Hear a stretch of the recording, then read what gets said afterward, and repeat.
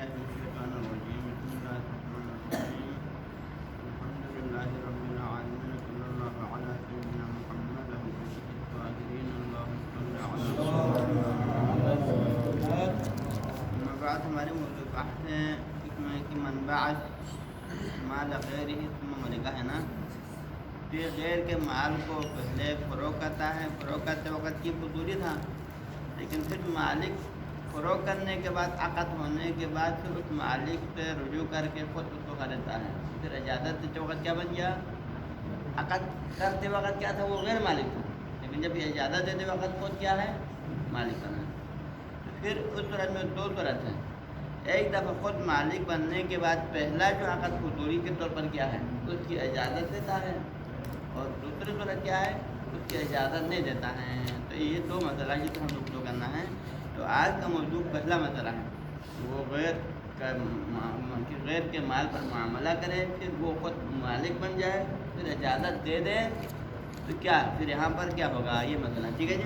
المسئلہ الاولی، پہلا مسئلہ یعنی ان یبیع مال غیرہ ثم اشتراہ من مالکہ الاصلی ثم اجازہ. یہ ہے اصل مسئلہ الاولی، ٹھیک ہے جی. یہ تو پھر فہل ھذا صحیح، ھذا البیع صحیح او غیر صحیح، یہ پہلا ہے. وہل یحتاج الی الاجازہ ام لا یحتاج، یہ ہم دوسرا مسئلہ ہے. ٹھیک ہے جی. تو فقد اختلفوا فیہا، جس میں علماء اعلام کے درمیان میں کیا ہوا ہے؟ اختلاف. اور اس بیع کے حوالے سے فظاہر المحقق فی باب الزکوٰۃ، محقق ہلی کے جو عبارات ہیں ان کا ظاہر کہاں پر؟ فی باب الزکوٰۃ، یعنی اپنی کتاب ہے، محقق کی کتاب کیا ہے؟ معتبر ہے نا. اس کی کتاب کے باب زکوٰۃ کے اندر، محقق نے اپنی کتاب کے باب زکوٰۃ کے اندر، کس کتاب کے اندر؟ من المعتبر، محقق کی کتاب ہے معتبر کے اندر. اور اس نے کہاں پر؟ فیما اذا باع المالک النصاب قبل اخراج الزکوٰۃ اور رہنہ. مسئلہ یہ تھا کہ وہاں پر کہ ایک بندے کے پاس مال زکوی ہے. مال زکوی کیا ہوتا ہے؟ جس میں جب نصاب تک پہنچنے کے بعد اس کے ایک مقدار کا بعنوان زکوٰۃ دینا کیا ہے؟ واجب ہے. فرض کرے اس کے پاس اونٹوں کی تعداد 5 ہو جاتا ہے. اب 5 اونٹوں پر کتنے اونٹ دینا ہے؟ 5 اونٹوں پر کیا ہے؟ ایک بیڑ دینا ہے، دینا نہیں دینا ہے. فرض کرے یا مثلاً آپ بیڑوں کی 40 بیڑوں کی مثال دیتا ہوں، اس کے اوپر 40 بیڑے ہو جاتا ہے، اس کے اوپر ایک بیڑ واجب ہے. فرض کریں، ٹھیک ہے نا. اب یہ نصاب کیا ہے؟ 40 ہے، لیکن ان نصاب میں سے ایک کیا ہے؟ زکوٰۃ کے طور پر فقیر کو دینا ہے. تو ایک بندے نے کیا کیا؟ یہ نصاب مکمل، جس میں وہ زکوٰۃ والا بھی شامل کر کے کسی کو فروغ کرتا ہے. زکوٰۃ کے حصے کو نکالے بغیر اس کو بھی اس میں شامل کر کے کیا کرتا ہے؟ فروغ کرتا ہے. اب آپ کے فروغ کرنے کے بعد پھر 39 بیڑے کیا فرض کرے؟ یا 42 بیڑے مثال میں، تو ان میں سے ایک کس کا ہے؟ مرتہق کا ہے. باقی اس کا اپنا ہے، لیکن اس میں سے ایک کیا ہے؟ مرتہق کا ہے. لیکن سب کو ملا کر فروغ کرے تو مسئلہ کیا ہوتا ہے؟ جو مرتہق کے حصے کا جو زکوٰۃ اس میں جو مقدار اس میں شامل ہیں، اور اس کے بعد پھر فروغ کرنے کے بعد جا کے مستحق سے رابطہ کر کے کہتا ہے کہ جو میرے پر ایک بیڑ اگر فرض کرے واجب ہو چکا تھا، لیکن اس بیڑ کو بھی میں نے شامل کر کے فروغ کیا ہے، لہٰذا یہ تم اس کی قیمت لے لیں. بیڑ کی جو قیمت بن جاتا ہے وہ تم لے لیں. تو لینے کے بعد جب آپ نے مستحق کو اس کا حصہ دے دیتا ہے، اس کی قیمت ادا کرتا ہے، تو پھر وہ ایک بیڑ جب فروغ کرتے وقت آپ کا نہیں تھا، لیکن بعد میں کیا ہوا؟ آپ کا اپنا بن گیا نا. تو اس دوران میں پھر کیا یہ معاملہ صحیح ہوگا نہ ہوگا؟ اس مسئلے کے اندر محقق نے کیا فرمایا ہے؟ اذا باع المالک النصاب قبل اخراج الزکوٰۃ، اگر مالک نے پورے نصاب کو، نصاب مکمل جس میں وہ واجب والی مقدار بھی شامل کر کے اس کو فروغ کرتا ہے، اور رہنہ ہو، یہ اس نصاب کو مکمل طور پر کیا کرتا ہے؟ اس مال زکوٰۃ کی مقدار کو نکالے بغیر کسی کے پاس بطور رہن رکھ دیتا ہے قرض خواہ کے پاس. تو اس میں محقق نے کیا فرمایا اس موضوع کے بارے میں؟ محقق نے یہ فرمایا ہے کہ انہ صح البیع والرہن، اس نے فرمایا ہے کہ یہاں پر بیع بھی صحیح ہے اور وہ رہن بھی صحیح ہے. کہاں پر صحیح ہے؟ فیما عدا الزکوٰۃ، زکوٰۃ کے علاوہ، ما عدا الزکوٰۃ کے علاوہ باقیوں میں اس کا کیا معاملہ صحیح ہے. ہاں جی، فیما عدا فإن غترما، اب یہ ما عدا الزکوٰۃ والا معاملہ تو ٹھیک ہے، وہ تو قبل الوقت ہی کم رم ہے. لیکن وہ زکوٰۃ والا مقدار جو زکوٰۃ کی تو فقیر کو دینا اس کا معاملہ کیا ہوگا؟ فرماتے ہیں کہ فَإِنْ يَغْتُرُ مَحَسَّةُ الْفُقَرَاءِ، اگر فقراء کا جو حصہ ہے اس کا غرامت ادا کرے. غرامت کا معنی ہے کہ اس کی غرامت ادا کا مطلب یہ ہے کہ فقیر سے مل کر اس حصے کی بھی کیا کرتا ہے، اس کی قیمت ادا کرتا ہے.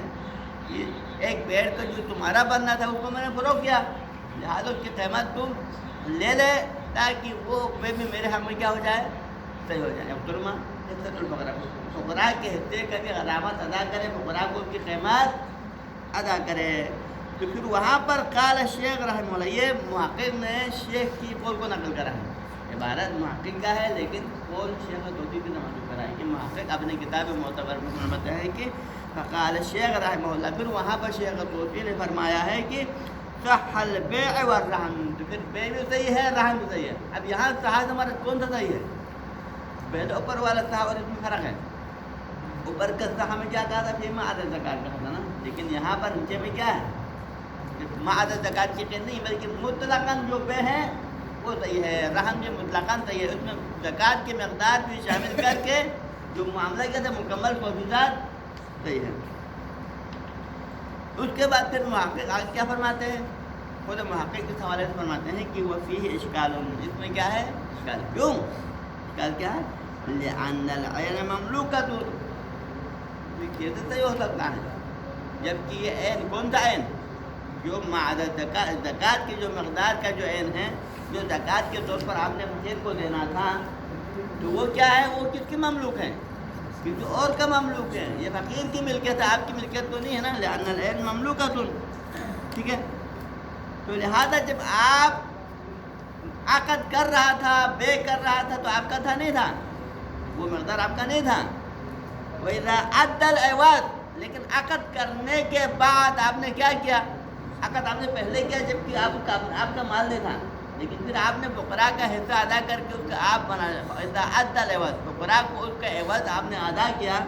تو پھر کیا ہوا، ملک کہا ملکن مستانفن، تو پھر یہ آپ کی ملکیت میں آیا ہے، آپ اس کا مالک بنا ہے. تو کب بنا ہے، جدید مالک جدید بنا، ملک مستانفہ ہوا، یعنی ملک قدیم نہیں تھا، آپ پہلے مالک نہیں تھا. ملکہ لم یثبت سابقا بل الملک ثابتا بعد العقد، یہ مراد ہے. یعنی ملک مستانفہ ہوا، پہلے عقد کے اوپر مالک نہیں تھا، لیکن عقد کے بعد ابھی مالک بن گیا ہے.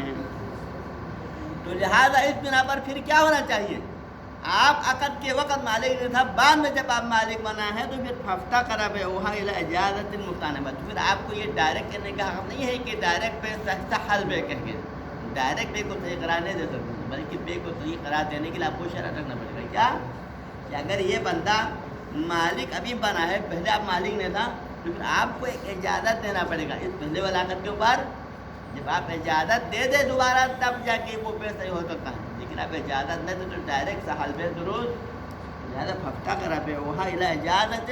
لہٰذا اس بے کے صحیح ہونا کس پر محتاج ہے کہ یہ بندہ مالک بننے کے بعد اس بے کے اوپر کیا کرے، اجازت دے. تو مطلب کیا ہوا، بے تو صحیح ہے لیکن کب صحیح ہے، اجازت دینے کی طرح مطلقاً صحیح نہیں. یہ پہلا قول ہے جی.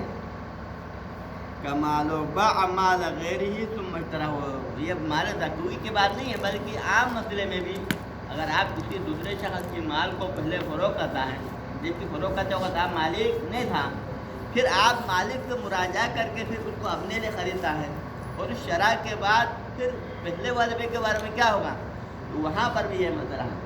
اس کے بے سابق جو اس نے بینوان فضول بے کیا ہے، اس کے بے کی ہر بات پر موقوف ہے، اس کی اجازت کے تحت موقوف ہے. اگر آپ اجازت دیتے ہیں تو وہ بے ثابت صحیح ہے، اگر آپ اجازت نہ دینے کی طرح وہ بے ثابت صحیح. تو لہٰذا جس طرح وہاں پر اجازت کا محتاج ہے، اس طرح ہمارے زکوٰۃ کے اندر بھی اجازت کا محتاج ہے. ہاں جی ہاں، اب یہ خریدنا خود خرید کر آپ کی ملکیت میں آنا اس قول کے تحت اجازت شمار، کیونکہ 3 قول ہے نا یہاں پر اجتماعاً فقہا کے ہاں 3 قول ہے اس مسئلے میں. بعض فقہا نے کہا جیسا کہ اوپر کی عبارت سے شیخ الطوسی کی عبارت سے ظاہر ہوتا ہے کہ سہل بے اور رہن کی اس عبارت سے کیا لگتا ہے، مطلقاً صحیح ہے. یعنی مطلب ہے کہ یوں ہی آپ نے شرح کر کے وہ آپ مالک بن گیا تو سمجھو کہ آپ کا یہی اجازت ہے، پھر آپ کو دوبارہ اجازت کی ضرورت نہیں، بلکہ وہی پہ مطلقاً صحیح ہے، قول اول ہے. اس کے بعد نیچے فی اشکالون کے ذریعے سے جو جواب دیا، اس جواب کے ذریعے سے جو قول ثانی ظاہر ہوتا ہے، وہ قول ثانی کیا ہے؟ آپ کا تحلبے کہنا مطلقاً نہیں ہے، تحلبے تو ہے لیکن صحت کو ہم تسلیم کریں گے، لیکن اس کی صحت کے لیے کیا چاہیے؟ مالک بننے کے بعد ایک اور اجازت آپ کو دینا پڑے گا۔ اگر آپ دوبارہ اجازت دیں تو پھر صحیح ہوگا، اگر آپ اجازت نہیں دیں تو صحیح نہیں ہوگا۔ ٹھیک ہے، یہ دوسرا قول۔ اور تیسرا قول بعض علماء کا ہے جو کہ مطلقاً بطلان کی قاعدہ بات کہتے ہیں کہ یہ معاملہ سرے سے، کیونکہ مالک مغایر ہو گیا، عقد کے وقت مالک کچھ اور ہوا، اجازت کے وقت مالک کچھ اور ہوا۔ ہاں جی، تو لہٰذا اس بنا پر اس اشکافی اشکالون کے بعد میں محقق کی عبارت سے کیا ظاہر ہوا؟ معاملہ صحیح ہے لیکن اجازت کی شرط کے ساتھ۔ ٹھیک ہے نا؟ اس کے بعد پھر آگے فرماتے ہیں دوسرے قول اول یعنی پہلے قول کی اشارہ ہے، بل یظہر مما حکاہ عن الشیخ، لیکن محقق نے شیخ توسی تو اشکال کیا، خود محقق نے اشکال کر کے تو ثابت کیا ہے کہ اجازت کا محتاج ہے نا، لیکن یہی محقق نے شیخ توسی کی جو حکایت کر کے جو کہا نا کہ صح البیع والرہن کہا نا، کہ شیخ توسی نے کہا ہے قال شیخ صح البیع والرہن، کہ اگر غرما کو اس کا یعنی فقراء کو اس کا جو ہے کیا کہتے ہیں قیمت ادا کرنے کے بعد پھر بے صحیح ہے، وہ خود مالک بن کے بے صحیح ہے۔ اس شیخ توسی کی اس عبارت سے ظاہر کیا لگتا ہے؟ عدم الحاجت الی الاجازہ، اس عبارت سے لگتا ہے کہ یہاں بے مطلقاً صحیح ہونا چاہیے، پھر اس کی اجازت کا محتاج نہیں ہے۔ تو یہی میں دو قول ثابت ہوا نہیں ہوا؟ محقق نے شیخ توسی سے جو حکایت کر کے جو قول نقل کیا اسے لگتا ہے کہ یہ مطلقاً صحیح ہے، اجازت کا محتاج نہیں، لیکن خود محقق نے بعد میں اس پر اشکال کر کے کہا اسے کیا لگتا ہے؟ مطلقاً صحیح نہیں بلکہ کس کا محتاج ہے؟ لہذا محقق کا رائے اور شیخ توسی کی رائے میں اختلاف ہوا نہیں ہوا؟ شیخ توسی کی رائے کے تحت مطلقاً صحیح ہے، اجازت کے محتاج نہیں ہے، لیکن محقق کے رائے کے تحت اجازت کے ساتھ صحیح ہے۔ ٹھیک ہے، لہٰذا بل یظہر مما حکاہ عن الشیخ، شیخ توسی سے جو اس بات کی حکایت کی اسے لگتا ہے کہ یہاں پر اجازت کا محتاج نہیں ہے، لیکن ہاں ایک صورت الا ان یقول الشیخ، مگر یہ کہ شیخ توسی یہ کہا ہے، کیا کہا شیخ توسی؟ بتعلق الزکوٰۃ بالعین، کی زکوٰۃ کا تعلق ڈائریکٹ ان سے۔ دیکھو یہاں پر تین نظریات ہیں، مال زکوٰۃ نصاب کے اندر جو زکوٰۃ کی مقدار ہوتا ہے نا، فرض کرے 40 بیڑوں پر ایک بیڑ ہے فرض کرے، تو اب یہاں اس نصاب پر زکوٰۃ کا تعلق کس طرح سے ہوتا ہے؟ اس میں علماء کے حوالے سے علماء کا تین نظریہ ہے۔ بعض علماء کا کہنا ہے کہ یہاں پر زکوٰۃ کا تعلق معافی ذمے پہ ہوتا ہے، زکوٰۃ کا تعلق کیا ہوتا ہے؟ وہ معافی ذمے پہ ہوتا ہے، عین مال پہ نہیں ہوتا ہے۔ یعنی مطلب یہ ہے کہ جب نصاب تک پہنچنے کے بعد مالک کے ذمے پر آ جاتا ہے کہ 40 بیڑوں پر ایک بیڑ ادا کرے مثلا، اور وہ ایک بیڑ اس کے ذمے پر ہے، لیکن اب وہ 40 بیڑوں میں سے وہ بیڑ معین نہیں، ایک بیڑ معین نہیں، لہٰذا اس بنا پر زکوٰۃ کے تعلق ڈائریکٹ عین مال سے نہیں ہوا نا، معافی ذمے پہ ہوا، تو لہٰذا اس کا اپنا معافی ذمہ مشغول ہے، لیکن یہاں خود نصاب کے اندر کوئی بھی جز بعنوان زکوٰۃ مشخص نہیں، لہٰذا اس بنا پر فرض کرے کہ وہ نصاب سارے کے سارا اس کا اپنا ہے۔ اس کا مطلب یہ کیا ہے؟ نصاب کے سارا مال کیا ہے؟ اس کی اپنی ملکیت ہے، لہٰذا اس کو حق حاصل ہے کہ اپنی ملکیت کے مال کو کسی کو بھی فروغ کر سکتا ہے۔ ٹھیک ہے نا؟ ہاں اس کو معافی ذمہ مجبور ہوا ہے تو اس کو بیٹ کسی وقت بھی دینا پڑے گا، اس کے ذمے پر ہے، لیکن اصل مال بھی کوئی تعلق نہیں۔ دوسرا رائے اس میں کیا ہے؟ دوسرا رائے جسے کہ دوسرا رائے یہ ہے کہ نہیں، زکوٰۃ کا تعلق معافی ذمے پر نہیں ہوتا ہے، جب زکوٰۃ واجب ہوتا ہے تو اس کا تعلق عین مال سے ہوتا ہے، یعنی کہ 40 بیڑوں پر جب ایک بیڑ لگتا ہے تو پھر زکوٰۃ کا تعلق ڈائریکٹ آپ کے 40 میں سے ایک بیڑ پر زکوٰۃ کا تعلق ہے، لہٰذا گویا وہ ایک بیڑ آپ کا اپنا نہیں ہے۔ جب آپ نصاب میں سے 40 بیڑوں کو فروغ کرتے ہیں تو 40 بیڑوں میں سے آپ اپنے 39 تو اپنے بیڑوں کو فروغ کریں، لیکن ان میں سے ایک بیڑ آپ کا اپنا نہیں ہے، لہٰذا آپ کو غیر کے مال کو بھی، کیونکہ ان میں سے ایک کس کا ہے؟ غیر کا ہے، باقی آپ کا اپنا ہے لیکن ان میں سے ایک کیا ہے؟ لہٰذا زکوٰۃ کا تعلق عین مال سے ہونے کی صورت میں پھر آپ نے اپنے مال کو فروغ نہیں کیا بلکہ کسی کے مال کو بھی ساتھ فروغ کیا ہے، لہٰذا یہاں پر پھر اجازت کا محتاج ہونا چاہیے۔ ٹھیک ہے، یہ اور تیسری صورت اس میں یہ ہو سکتا ہے زکوٰۃ کے تعلق میں کہ یہاں زکوٰۃ کا تعلق تو عین مال پر ہوتا ہے، معافی ذمے پر نہیں ہوتا ہے، لیکن یہ کس کی مثال ہے؟ مال رہن پر مرتہن کا حق تعلق ہونے کی معنی میں ہے کہ جس طرح مال رہن نے مرتہن کے حق تعلق ہونے کا مطلب کیا ہے ایک راہن ہے، ایک مرتہن ہے. راہن نے اپنے مال کو مرتہن کے پاس رہن رکھ لیا، اس رہن کے مال پر مرتہن پہ حق کا حق تعلق ہوا، ٹھیک ہے. لیکن کیا مرتہن کے حق تعلق ہونے سے وہ مال مرتہن کی ملکیت میں جاتا ہے؟ نہیں جاتا ہے. فقط حق اس سے تعلق ہے لیکن اس کی ملکیت میں نہیں جاتا ہے. تو لہٰذا مال زکوٰۃ میں بھی ہم یہی کہیں گے کہ زکوٰۃ کا تعلق عین مال پر ہوتا ہے لیکن اس حق کی معنی نہیں. حق خوراک کا حق آپ کے مال سے تعلق ہوا ہے لیکن اس کی وجہ سے آپ کی ملکیت سے نکلا، یعنی وہ مال زکوٰۃ آپ کی ملکیت سے خارج نہیں ہوا لیکن فقط اس پر خوراک کا حق تعلق ہوا ہے. یہ چیز نظر میں پا جاتا ہے.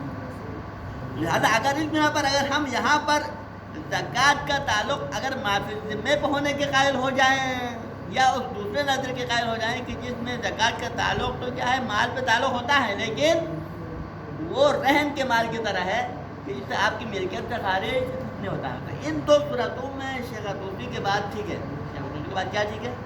مطلقاً پہ صحیح ہے کیونکہ اگر آپ نے فروغ کیا تو کسی اور کے مال کو فروغ نہیں کیا بلکہ آپ نے کس کو فروغ کیا؟ آپ نے اپنا مال فروغ کیا. لیکن اگر شیخ طوسی یہ کہے کہ میرے نظر میں زکوٰۃ کا تعلق ہونا کیا ہے معافی ذمے پر بھی نہیں ہے اور مال رہن کی طرح بھی نہیں ہے کہ اس کا حق تعلق ہو جائے بلکہ زکوٰۃ کا تعلق ڈائریکٹ عین مال سے تعلق ہوتا ہے. یعنی وہ ہے کہ ان بیڑوں میں سے ایک بیڑ پر ڈائریکٹ زکوٰۃ کا تعلق ہوتا ہے اور وہ بیڑ ڈائریکٹ وقت فقیر کی ملکیت میں چلا جاتا ہے.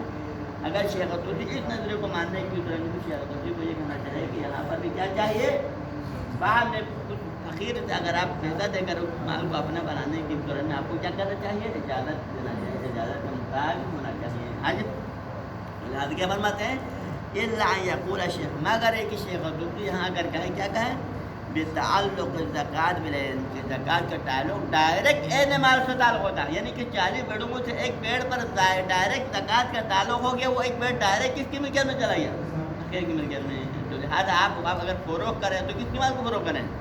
اپنے مال کے علاوہ فقیر کے مال کو بھی فروغ کریں. تو لہٰذا بعد میں آپ مالک بننے کی صورت میں آپ کو اس کی اجازت دینا پڑے گا. حج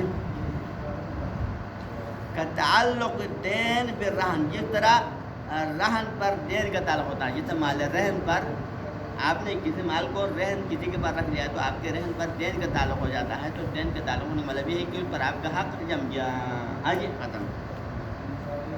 فإن الراہن اذا باع، بس اگر راہن کون ہے؟ رہن رکھنے والا. مرتہن کون ہے؟ جس کے پاس رہن رکھا جاتا ہے نا. تو راہن جس نے اپنے مال کے کسی خاص مال کو مرتہن کے پاس بطور رہن رکھا تھا نا، اذا باع، پھر اس نے اس مال رہن کو کیا کیا؟ زید کے پاس رہن بھی رکھا ہے اور اس کے رہن کے مال کو کیا کیا ہے؟ فروغ بھی کیا ہے. اس کے بعد کیا ہوا؟ فروغ کرتے وقت وہ رہن کے مال تھا اور اس وقت مرتہن کے حق اس مال پہ تعلق بھی ہوا تھا. لہذا مرتہن کی اذن کے بغیر آپ کو فروغ کرنے کا حق حاصل نہیں تھا، ٹھیک ہے نا. لیکن ففک الرہن قبل مراجعۃ المرتہن، لیکن بعد میں کیا ہوا؟ مرتہن کے مراجعہ کرنے سے پہلے وہ رہن آزاد ہوا. رہن کیسے آزاد ہوا؟ آپ نے اپنا قرضہ چکا دیا، قرضہ چکانے کے بعد وہ مال رہن کیا ہو جاتا ہے؟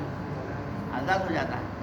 کیونکہ اس قرآن میں کیا ہوتا ہے پھر کیوں یہ مال رہن اس کے ہاتھ سے آزاد ہو جائے گا تو پھر لازمہ آپ نے پہلے جب حق رہن سے پہلے جو معاملہ کیا تھا اپنے مال کو فروغ کیا تھا وہ خود بخود کیا ہو جائے گا؟ پھر وہ لازم بن جائے گا اور پھر وفا واجب ہو جائے گا. ولم یحتاج الی اجازت مستعنفہ، اور پھر اجازت مستعنفہ کو محتاج نہیں ہوگا. حج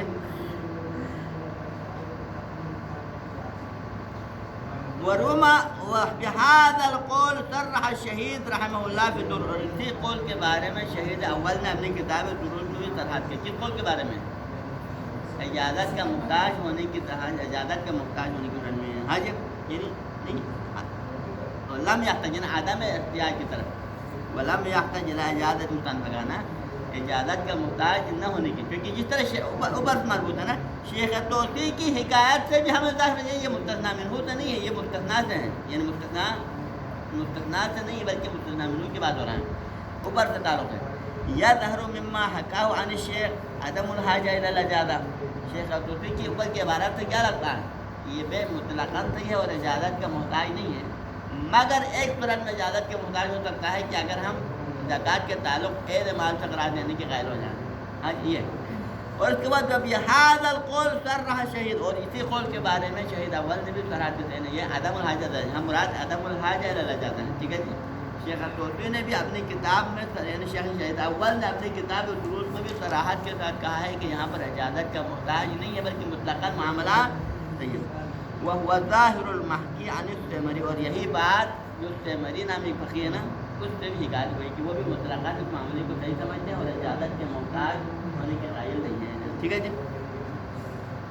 لیکن اس کے بعد فرماتے ہیں کہ والمحکی عن المحقق الثانی فی تعلیت، قول ثالث کی تشریح یہاں پر قول ثالث کی تشریح والمحکی عن المحقق الثانی فی تعلیق الارشاد، لیکن محقق الثانی نے ارشاد کے جو تعلق لکھا نا، ارشاد کے تعلق کے اندر جو متعلق کیا ہے اس کے تعلق سے ایک حکایت کی گئی ہے، یعنی تعلیق الارشاد کے اندر محقق ثانی سے کسی نے حکایت کیا ہے، کسی بندے نے اس کی طرح حکایت کر کے کیا کہا ہے والبطلان، وہ کہتے ہیں کہ یہ معاملہ بات یہ قول ثالث ہو گیا، یہ معاملہ کیا ہے، کون سا معاملہ کہ ایک بندہ پہلے فضولی طور پر غیر کے مال کو فروغ کرتا ہے، اس کے بعد کیا ہوتا ہے پھر وہ خود مالک سے جا کر رجوع کر کے اس کو خریدتا ہے، اس طرح میں پھر یہ معاملہ باطل ہے، صحیح نہیں ہے، کیونکہ عقد کے وقت آپ مالک نہیں تھا لیکن اجازت کے وقت آپ مالک بن گیا، تو لہٰذا کیا ہوا تغیر الملک ہوا، یعنی کیونکہ ان کے نظر میں کیا شرط ہے عقد کے دوران جو مالک ہونا چاہیے اجازت کے وقت بھی وہی مالک ہونا چاہیے، اگر مالک میں تغیر ہو تو یہ معاملہ کیا ہو جاتا ہے، لہٰذا اس طرح پر اس قول چلتا ہے کہ یہ معاملہ باطل ہے۔ وَمَالَ إِلَيْهِ بَعْضُ الْمُعَاصِرِينَ، اور ہمارے بعض معاصرین بھی اسی نظریے کی طرف میلان رکھتے ہیں، بعض معاصر کا اشارہ ہے صاحب جواہر کی طرف، یعنی جواہر کے عبارات سے بھی لگتا ہے کہ اسے بطلان کے قائل ہیں، ہاں جی تبعاً لبعض معاصریہ، اور یہ صاحب جواہر نے بطلان کے نظریے کو اپنایا ہے کس کی پیروی کرتے ہوئے، اپنے ہم عصر دوسرے فقیر کی عبارت نظریے کی پیروی کرتے ہوئے، وہ دوسرا کیا مراد ہے صاحب المقابل سے، ٹھیک ہے جی، دوسرے معاصر سے کیا مراد ہے صاحب المقابل، تو لہذا یہ کہتے ہیں صاحب جواہر اور صاحب مقابل دونوں کے عبارت سے کیا لگتا ہے ان کے نظر میں یہ معاملہ مطلقاً باطل، لہٰذا خلاصہ کلام یہاں تین نظرہ ہوا، کون سے تین نظرہ ہوا، پہلا نظرہ شیخ طوسی کے عبارت سے لگتا ہے وہ کیا ہے کہ یہ معاملہ مطلقاً صحیح ہے، جب اس کی ملکیت میں آ جاتا ہے شرع کے ذریعے سے تو پھر وہاں اجازت کا محتاج نہیں، معاملہ مطلقاً پہلے والا بیل کیا ہے صحیح ہے۔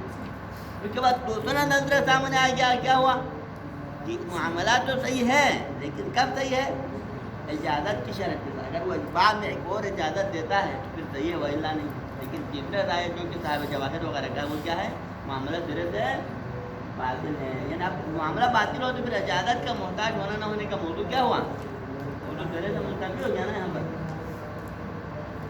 اب یہاں پر مصنف کا رائے آتا ہے، مصنف کس رائے کا قائل ہے، ان تین آراء میں سے مصنف کا نظرہ کیا ہے، والاقوی هو الاول، ہمارے نظر میں قول اقوی یہ ہے کہ اول کیا ہے وہی عدم الاشتراط الاجازہ، یہ کہ معاملہ صحیح ہونا چاہیے اور اجازت کا محتاج نہیں ہونا چاہیے، کیوں للاصل والعمومات، نمبر ایک اصل اس کے ساتھ ہے، اصل کیا ہے جب اس نے معاملہ کیا اور بعد میں خود مالک بن گیا تو پھر ہمیں شک ہوتا ہے کہ یہ معاملہ تو ہوا ہے عقد تو کیا اور یہ مالک بھی بن گیا ہے، لیکن یہ عقد آیا اجازت کا محتاج ہوگا نہیں ہوگا، تو اصل اولی کیا ہے عدم الاحتیاج الی الاجازہ ہے، ہاں جی عدم الاحتیاج الی اصالہ، اب آپ اس کو اصالہ یعنی استصحاب بھی قرار دے سکتے ہیں، اصالہ عدم الاحتیاج الی الاجازہ بھی قرار دے سکتے ہیں، اور اس سے آپ اصالہ براعت بھی مراد لے سکتے ہیں کہ اصالہ براء عن الاشتراط، لیکن آپ اصالہ براء اشتراط کو آیا شرط ہونا اجازت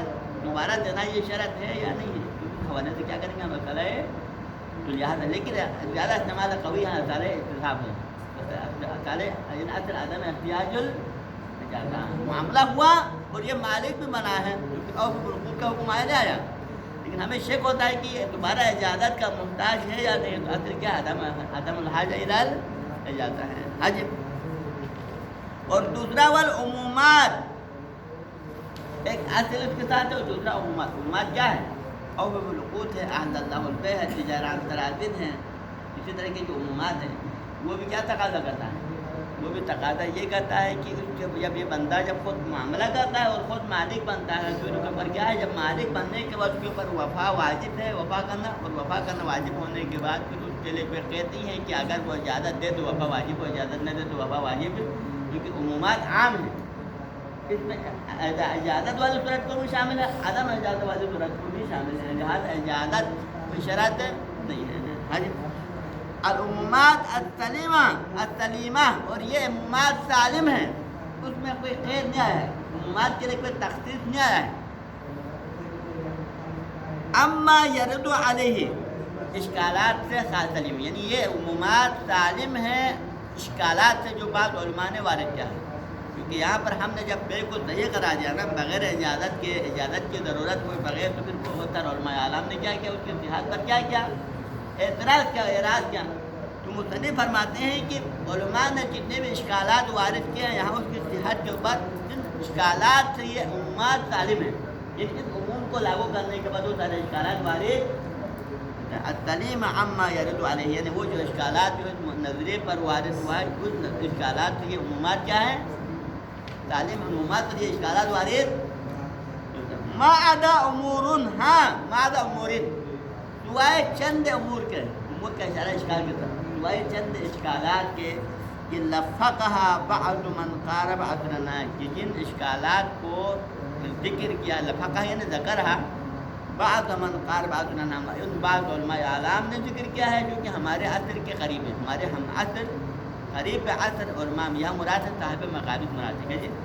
یہاں پر صاحب مقابض نے اس کے اوپر اشکال کیا، کس کے اوپر، من باع شیئا ثم ملکہ وعجازہ یا ثم ملکہ بدون الاجازہ، جو بھی ہو، اس کی صحت پر صاحب مقابض نے بعض کے اشکالات وارد کیے. تو یہ اشکالات باقی ہیں، کا مطلب یہ ہے کہ اشکالات تو بہت سارے ہیں لیکن وہ سارے اشکالات یہاں وارد نہیں ہوتا ہے.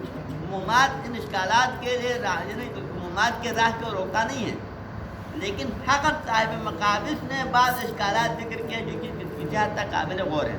لہٰذا ان اشکالات میں باقی سارے اشکالات کو ہمیں جواب دینے کی ضرورت نہیں، کیونکہ اشکال سرے سے وارد ہوتا ہی نہیں.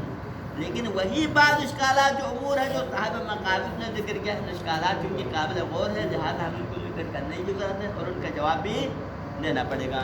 ادا امور ما عدا امور، سوائے بعض امور اور بعض اشکالات کے کہ لفقہ بعض من قارب عصرنا، جن کو ذکر کیا ہے صاحب مقابض نے جو کہ ہمارے عصر کے قریب ہیں. مما یرجو اکثرها، لیکن صاحب مقابض کا جو ذکر کرتا ہے اشکالات میں سے اکثر و بیشتر اشکالات پلٹ جاتا ہے. کہاں پلٹ جاتا ہے، اذا ما ذکرہ فی الايضاح و جامع المقاصد، ایضاح اور جامع المقاصد کے اندر. یعنی اشکالات صاحب مقابض کا نیا گڑھا ہوا نہیں ہے، بلکہ اس سے پہلے ایضاح کے اندر فخر المحققین نے اپنی کتاب ایضاح کے اندر اور محقق نے جامع مقاصد کے اندر انہوں نے اپنی کتابوں کے اندر یہ اشکالات پہلے ذکر کیا ہے. اور پھر صاحب مقابض کے اشکالات کا بازگشت بھی اسی کی طرف جاتا ہے، یعنی گویا کہ نتیجتاً ان کا اشکالات ایک جیسا ہے، کوئی الگ سے اشکال نہیں. اب ان میں سے پہلا اشکال جو صاحب مقابض نے ذکر کیا وہ کیا ہے، وہ یہ ہے کہ یہ معاملہ باطل ہے. یہ معاملہ باطل کیوں باطل ہے، انہ باع مال الغیر لنفسہ، کیونکہ اس نے کیا کیا، وہی ابتدا میں ہم نے قصوری کی ابتدا میں کیا کہتا ہے کہ قصوری کیا کرتا ہے، غیر کے مال کو اپنے لیے فروغ کرتا ہے. تو پھر غیر کے مال کو اپنے لیے فروغ کرتا ہے تو یہ معاملہ صحیح ہے یا باطل، کیونکہ ہے تو زید کا مال ہے اور آپ کو پتہ بھی ہے کہ یہ مال زید کا ہے، لیکن آپ زید کے مال کو فروغ کرتا ہے، کسی بندے کو کیوں فروغ کرتا ہے کہ اس زید کی کتاب کو میں فروغ کروں اور اس کے پیسے کو میں خود اپنی جیب میں ڈال دوں. یہ کیا ہے، اس میں جو ہے صاحب مقابض فرماتے ہیں کہ اس طرح کے معاملہ ذرے سے باطل ہے. یہ نظرہ دو مبنا ہے. مصنف وغیرہ کا دعویٰ یہ ہے کہ یہ معاملہ صحیح ہے. اگر مالک اصلی کو پتہ چلنے کے بعد اگر وہ معاملے کی اجازت دیتا ہے تو پھر یہ معاملہ مصنف کے نظر میں درست ہے، لیکن صاحب مقابض وغیرہ کے نظر میں یہ معاملہ باطل ہے. تو لہٰذا یہ نظر مبنائی ہوا، ورے وہ بعض کے نظر میں باطل ہے، بعض کے نظر میں. لیکن صاحب مقابض کا اشکال کیا ہے، کیونکہ اس نے غیر کے مال کو فروغ کیا اور وہ بھی اپنے لیے فروغ کیا، تو لہٰذا اس بنا پر یہ معاملہ کیا ہے، باطل ہے. حجم وقت مر الاشکال فیہ، اور اس پر اشکالات جو ہے یہ معاملہ اگر اپنے لیے فروغ کرتا ہے تو اس کی صحت میں جو اشکالات ہیں وہاں پر ہم نے پہلے بھی بیان کیا، کیونکہ بہت سارے اشکالات پہلے ہم نے ذکر کیا ہے نا کہ اگر کوئی بندہ غیر کے مال کو اپنے لیے فروغ کرتا ہے تو یہ معاملہ صحیح ہونے میں بہت سارے اشکالات ہیں. تو لہٰذا وہ اشکالات گزر گیا، لہٰذا ان اشکالات کی روشنی میں یہ معاملہ کیا ہونا چاہیے؟ باطل ہونا چاہیے۔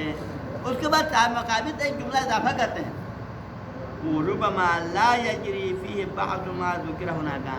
ہاں پھر آپ نے اشکالات کو جو جوابات دیا تھا نا، تو بعض اشکالات کا آپ نے جوابات دیا تھا، تو یہ وہ جوابات آپ نے وہاں پر تو آپ کے جواب درست ہیں، اس جواب کے ذریعے سے وہاں اشکال تو دور کر سکتا ہے، لیکن یہاں اس مسئلے میں کہ جہاں پر منبع شیئن ثم ملکہ وہ والے مسئلے میں آپ اس جواب کو لاگو نہیں کر سکتے، تو آپ اس جواب کے ذریعے سے وہاں پر اشکال کو دور کر سکتے ہیں، لیکن اس جواب سے یہاں پر یہ اشکال دور نہیں کر سکتا ہے۔ تو لہٰذا ربما لا یجری فیہ، یعنی لا یجری کا مقصد ہے جوابات، لا یجری اجوبۃ التی ذکرتا ہناک، آپ نے ان جوابات کو وہاں کے اشکالات کو دور کرنے کے لیے جو ذکر کیا تھا، لا یجری ما ذکر ہناک، وہ جوابات یہاں قابل قبول نہیں، ہم وہاں پر آپ کے جواب کو ہم قبول کر سکتے ہیں، لیکن یہاں پر آپ کے جواب کو قبول، وہ جواب کیا تھا؟ وہ جواب یہ تھا کہ یہاں پر اس نے کیا کیا تھا، یعنی اپنے آپ کو مالک فرض کیا تھا، یا اعتقاداً اور عدواناً۔ مصنف نے جواب یہ دیا کہ یہاں پر اس نے اپنے اب یعنی کہ مالک کہا کہ یہ غیر کے مال کو فروغ کرتے وقت اگر غیر کا سمجھ کے فروغ کرنے کی اس طرح نے پھر معاملہ باطل تھا، کیونکہ اس نے غیر کے مال کو اپنے لیے فروغ کیا، لیکن اس کا جواب مصنف نے کیا دیا تھا؟ مصنف نے وہاں جواب یہ دیا تھا کہ اس نے غیر کے مال کو فروغ کرتے وقت اس کو اپنے عنوان سے اعتقاداً اور عدواناً اپنے آپ کو مالک فرض کیا، عنوان مالک اپنے آپ کو اعتقاداً و عدواناً اپنے آپ کو مالک فرض کر بے عنوان مالک معاملہ کیا، تو پھر یہاں پر بے عنوان مالک معاملہ کیا ہے، تو پھر یہ اس کی مالکیت بے عنوان کے تحت یہ معاملہ کیا ہے؟ صحیح ہے۔ یہ جواب وہاں پر مصنف دیا تھا نا، لیکن یہ جواب یہاں وارد نہیں ہوتا، کیوں؟ کیونکہ یہاں پر یہ بندہ حدودی طور پر جب معاملہ کر رہا تھا تو پھر اس نے اپنے آپ کو مالک فرض نہیں کیا تھا، یہاں پر اس نے اپنے آپ کو مالک فرض نہیں کیا ہے، عدواناً بھی، کیونکہ عدواناً مالک فرض کب ہوتا ہے؟ پھر وہاں پر غاصب کے مسئلے میں ہوتا ہے، لیکن یہ غاصب نہیں ہے، تو فرض کرے آپ کا یہ جواب یہاں لاگو نہیں ہے، کیونکہ یہاں پر اس نے غیر کے مال کو فروغ کرتے وقت غیر کے مال کے عنوان سے فروغ کیا تھا، اپنے مالکیت کا اعتقاد اس نے نہیں رکھا تھا، لہٰذا اس بنا پر اس جواب کے ذریعے سے آپ اس اشکال کو دور نہیں کر سکتے، تو پھر اس کا جواب مصنف کیا دیتا ہے؟ اس جواب کو ہم دے کے یہاں رکھ دیتے ہیں، وفیہ، لیکن صاحب مقابض کے اشکال میں اشکال ہے، تو صاحب مقابض آپ کے نظر میں کیونکہ باعمال الغیر نفی باطل ہے، لہٰذا اس بطلان کو آپ نے دیکھنے کی وجہ سے آپ اس معاملے کو یہاں پر بھی معاملے کو باطل سمجھتے ہیں، لیکن آپ کے اشکال میں ہماری طرف سے اشکال ہے، کیا ہے؟ انہو قد سبقا، کیونکہ ہم نے وہاں پر بھی یہ ثابت کر چکا ہے، پہلے بھی بات پہلے ہم نے یہ ذکر کر چکا ہے کہ ان الاقواس صحتہ، ہمارے نظر میں یہ منبع مال یعنی مال غیر لنفسہ کا معاملہ کیا ہے؟ صحیح ہے، آپ کے نظر میں کیونکہ معاملہ باطل ہے تو لہٰذا مطلب آپ نے نکال کیا، لیکن ہمارے نظر میں معاملہ باطل نہیں ہے، مال الغیر لنفسہ ہمارے نظر میں کیا، پہلے بھی کہا مصنف نے اور یہاں پر بھی کہا کہ یہ معاملہ صحیح ہے۔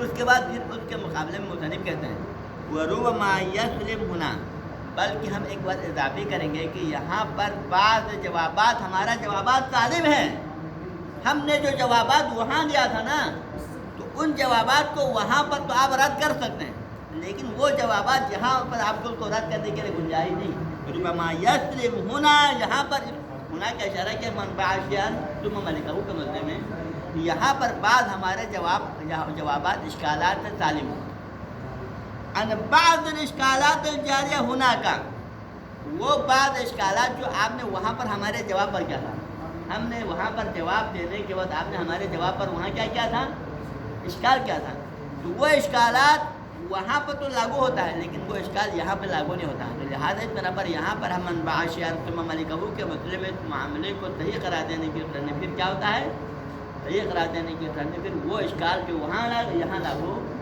وہ کیا ہے، وہ اشکال کیا ہے، وہ اشکال یہ ہے کہ یہاں پر مغایرت و موجب یعنی کیا تھا، مغایرت تھا نا، کہ اس نے اب معاملہ یعنی ما قصد لم یقع و ما وقع لم یقصد تھا، اس نے فروغ کرتے وقت اپنے لیے فروغ کیا، عاقد نے اور فضولی نے فروغ کرتے وقت اپنے لیے فروغ کیا، کیا نہیں کیا، پھر مالک نے اجازت دیتے وقت کس کے لیے اجازت دیا، تو لہذا ما اجازہ و ما وقع کے درمیان میں تغیر ہو جاتا ہے، عقد ہوتے وقت اس نے اپنے لیے کیا ہے، لیکن مالک نے اجازت ہونے کو اس کے لیے نہیں کیا بلکہ اپنے لیے کیا، تو لہٰذا اس بنا پر یہاں پر مغایرت ہے اجازت کے مورد اور عقد کے مورد کے درمیان میں کیا ہے؟ مغایرت ہے. یہ اشکال آپ نے وہاں پر کیا تھا، لیکن یہاں پر یہ اشکال وارد نہیں ہوتا ہے. کیوں؟ کیونکہ یہاں پر عقد بھی ہم نے لے کے اور اجازت کس کے لے جائے؟ وہ مالک بن گیا نا. یہاں پر کیا ہے؟ عقد کے وقت تو اگرچہ یہ مالک نہیں تھا، غیر مالک ہوتے ہوئے معاملے کو اپنے لے کیا تھا نا، کیا نہیں؟ اب یہ مالک بن گیا تو مالک بننے کے بعد اجازت کس کے لے دے گا؟ اجازت بھی آپ نے لے دیا کیونکہ وہ غیر مالک تو نہیں، مالک ہے. تو لہٰذا اس بنا پر یہاں مغایرت نہیں ہے. عقد بھی اس نے اپنے لے کیا ہے اور اجازت بھی اس نے اپنے لے دیا، اور اپنے لے دینے میں کوئی اشکال بھی نہیں کیونکہ اس کا اپنا ہے. لہٰذا اس بنا پر یہاں پر معاجازہ اور مواقع کے درمیان میں مغایرت کا اشکال وہاں تو لاگو ہوتا ہے. بے فضولی مال غیر نفسی کے مسئلے میں تو وہاں لاگو ہوتا ہے کیونکہ وہاں پر پائے عاقد کوئی اور ہے اور مالک کوئی اور ہے. لیکن یہاں پر عاقد وہی کیا بن رہا ہے.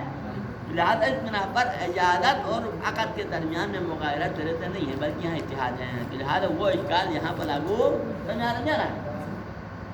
یہ اشکال یہاں لاگو نہیں ہوتا ہے. اس بنا پر یہاں مصنف نے صاحب مقابل کے پہلے اشکال کو کیا رد کر یہاں رکھ لے.